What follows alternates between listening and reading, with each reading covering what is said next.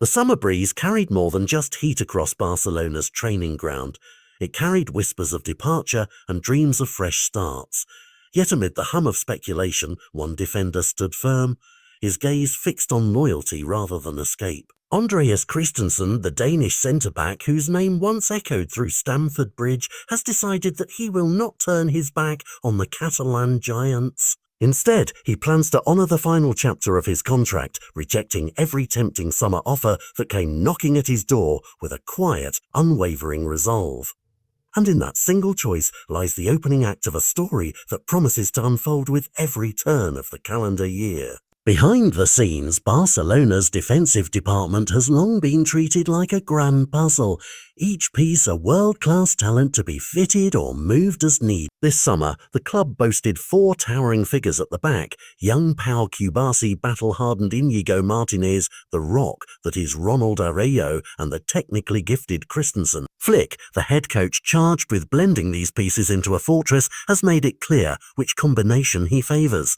The homegrown Cubarsí partnered with Martínez, the veteran whose leadership steadies the ship. That left the other two, Araujo and Christensen, as the theoretical currency in Barcelona's balance sheet, assets whose sale could fund new dreams without compromising defensive might. But sometimes theory meets reality in unexpected ways. Among those two, Christensen emerged as the name most likely to depart. His annual wage, an eye-watering euros 12 million, stood like a towering lighthouse for potential suitors, while a chronic tendon injury had tarnished his last season, reducing him to a silhouette of his former self. Add to that the ticking clock on his contract, set to expire in 2026, and you have all the makings of a transfer saga.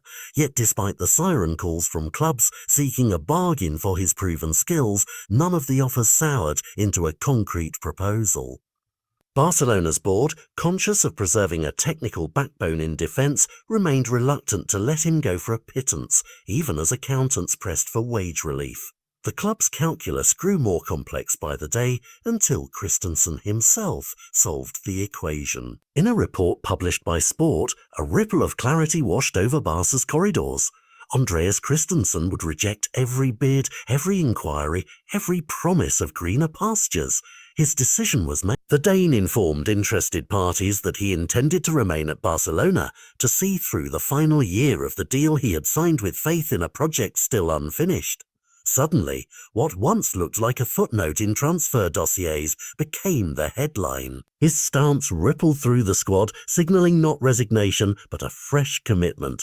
If you thought summer chatter had died down, think again, because this choice set the stage for a different kind of story. Contractual details, often the dry print of football narratives, took on new colour when viewed through this lens of loyalty. With his deal running until June 2026, Christensen stands under the same roof where he honed his craft alongside legends. Barcelona's hopes of slashing their wage bill by offloading big contracts were balanced against the reality that defenders of his technical quality are rare gems. It's a delicate tightrope walk: sell him to free up funds, or keep him to protect the back line in a season that promises both domestic and continental challenges. The board's ledger now carries his name not just as a financial figure, but as a guaranteed pillar in the squad. Yet the numbers only tell part of the tale, because behind every line in a contract there's a human story of sweat, scars, and second chances.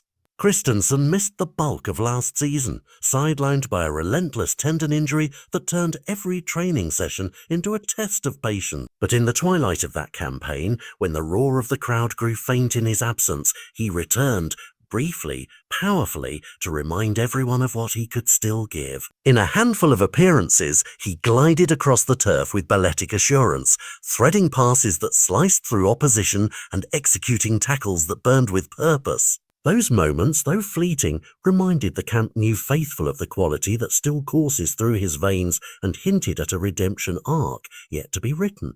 Looking ahead, the question transforms from a will he stay to what could he become? If fitness allows, Christensen could yet reclaim a starting berth, anchoring the defence with a blend of composure and technical flair. But even if he spends parts of the season on the bench, he has vowed to honour every training drill, every matchday squad list, every clause inked in the Madrid heat of contract negotiations.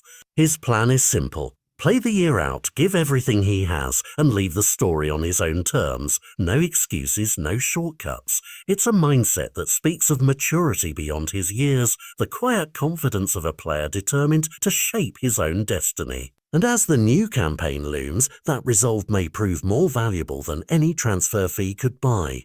Summer's final test arrived on a pitch thousands of miles from home under the neon lights of Japan. Barcelona's Asia tour brought them face-to-face with Vissel Kobe, a clash billed as a friendly but felt like a spotlight on the world stage.